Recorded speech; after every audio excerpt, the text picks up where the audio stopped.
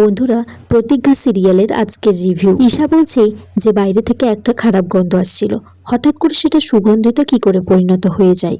ঝুমকি তখন বলছে এই মেয়েটি বাইরে থেকে সবকিছু কিনে নিয়ে এসেছে।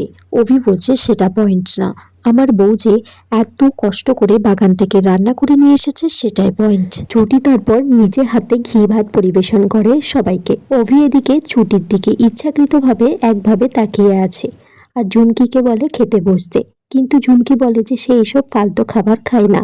ছুটি বলে যে এটা মা অন্নপূর্ণার দান, আর খাবারটা যেই রান্না করুক। অভির ঠাম্মিও তখন বলে যে পরিমা, তুমি এই বাড়িতে আগে এসেছো, খাবারটা যেই রান্না করুক তুমি খেতে বসো।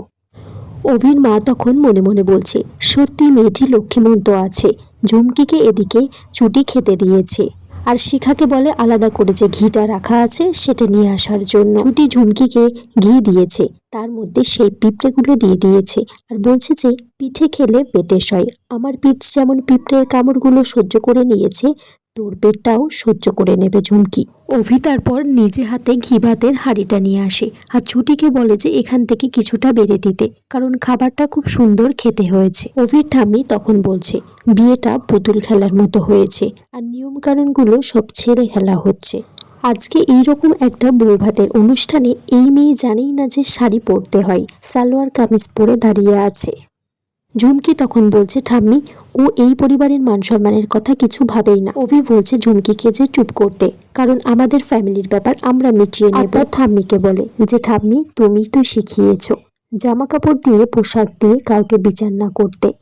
অভি তখন বলছে যে ও যখন ছুটিকে বিয়ে করেছে ওর সমস্ত দায়িত্ব অভির। অভি তারপর ছুটিকে নিয়ে যায় শাড়ি কিনে দেওয়ার জন্য, কিন্তু ছুটি যেতে চাইছে না, বলছে এবার কিন্তু স্বামী সুলভ আচরণ হয়ে যাচ্ছে। অভি তারপর ছুটিকে কোলে তুলে গাড়িতে বসিয়ে দেয়। এদিকে ঝুমকি তাদেরকে ফলো করতে করতে গেছে। অভি যে দোকানে শাড়ি কিনতে গেছে দোকানটা বন্ধ কিছু মিটিং মিছিলের জন্য। তখন দোকানের মালিক বলছে আপনি অভিমন্যু শঙ্কর রায় না, স্যারের জন্য দোকানটা খুলে দিতে।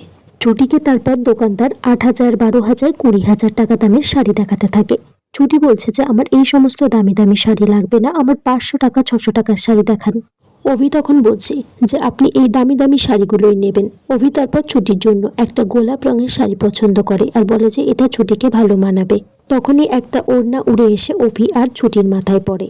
ঝুমকি তখনই দোকানটার মধ্যে আসে আর বলে যে এই শাড়িটা আমি নেব, আমার পছন্দ হয়েছে। অভি আর ঝুমকি তারপর শাড়িটা ধরে টানাটানি করতে থাকে, তখন শাড়িটা ছিঁড়ে যায় আর এখানে এই পর্বটা শেষ হয়ে যায়। তোমরা কমেন্টস করে জানিও বন্ধুরা কেমন লেগেছে এই পর্বটা।